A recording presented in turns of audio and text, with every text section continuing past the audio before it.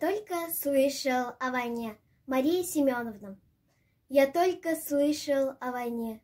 Но боль народов, боль земли звучит, как выстрел в тишине, что волны время донесли. Жизнь вновь несется чередой, а было время, 41-й. Горели адовым огнем земля и воздух, море, нервы. Я много слышу о войне, но бой ее пойму едва ли, когда в том бесовском огне мгновенья судьбы исчезали, когда давали жизнь свою в 17-50 без стона, в чужом неведомом краю, под взрывы мин, под звук бастона. Когда терялся человек, и из глубокого окопа вставала боль, глухая скорбь, вставала ненависть и злоба.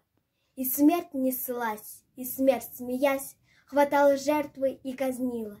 И все смешалось, кровь и грязь, и от огней в глазах рябило.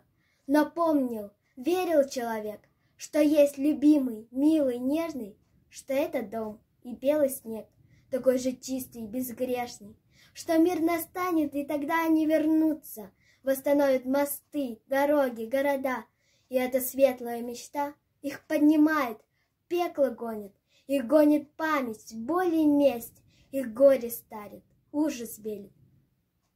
Вперед за тех, кто мертв, кто есть, за тех, кто любит, что-то верит.